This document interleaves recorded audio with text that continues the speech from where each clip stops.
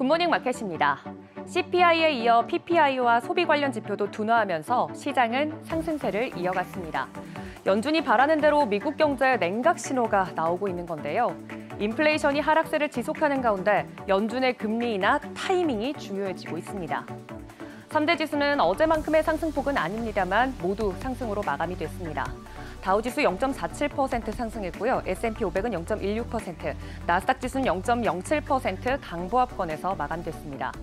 시총 상위주들도 혼조세 보였는데요. 애플은 0.30% 상승, 마이크로소프트도 0.04% 양전에 성공했습니다. 엔비디아도 1.55% 하락하면서 시총 상위주들 전반적으로 혼조세를 보였습니다. 6위부터 10위도 보도록 하겠습니다. 메타가 1.07% 하락했고요. 테슬라는 2.29% 상승으로 마감이 됐습니다. 헬스케어 같은 경우는 이날 부진한 흐름을 보였는데요. 일라이릴리가 대표적으로 3.65% 하락 마감했습니다. 전날 CPI에 이어 발표된 생산자 물가지수 PPI도 0.5% 하락하면서 둔화했습니다. 예상치였던 0.1% 상승을 뒤엎은 결과인데요. 전월치는 0.4% 상승보다 거의 1%포인트 가까이 낮아졌습니다.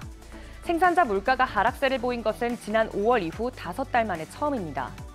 식품과 에너지, 무역을 제외한 10월 근원 PPI는 전월 대비 0.1% 올랐습니다. 이 수치는 오르긴 했지만 지난 5월 이후 가장 낮은 수준입니다. 여기에 더해 미국 경제의 3분의 2를 차지하는 미국인들의 소비도 7개월 만에 처음으로 감소했습니다.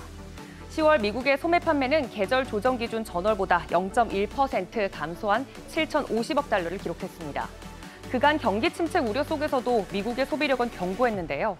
소매 판매가 마이너스로 돌아섰다는 건 그만큼 미국 경제가 냉각되고 있다는 신호겠죠. 여기에 더해 이번 주 또 하나의 고비로 여겨졌던 미 연방정부의 셧다운 우려는 다소 해소되고 있습니다. 오는 17일 셧다운을 앞두고 다행히 미 하원이 추가 임시 예산안을 승인했다는 소식까지 들려왔습니다. 이처럼 뚜렷한 경제지표 둔화와 셧다운 불안이 어느 정도 해소됐지만 채권 시장에서는 매도세가 나왔습니다. 전날 급락했던 부분에 대한 되돌림 현상이 이어지고 있는 것으로 풀이되는데요. 10년물 미 국채 수익률은 4.5%대까지 올라왔고 30년물 수익률도 4.7%, 2년물 국채 수익률도 4.9%대까지 올라왔습니다. 미 국채 수익률이 다시금 오르면서 긍정적인 경제 지표에도 불구하고 주식시장의 상방은 제한되는 모습이었습니다. 인플레이션이 하락세를 지속한다면 이제 중요한 것은 경제가 어떻게 해야 착륙할지 여부일 텐데요. 경제 성장세가 완만해지면서 연착륙한다면 증시는 최상의 시나리오를 겨룰 텐데 앞서 경기 둔화 신호를 확인한 만큼 연준의 금리 인하 타이밍이 중요해지고 있습니다.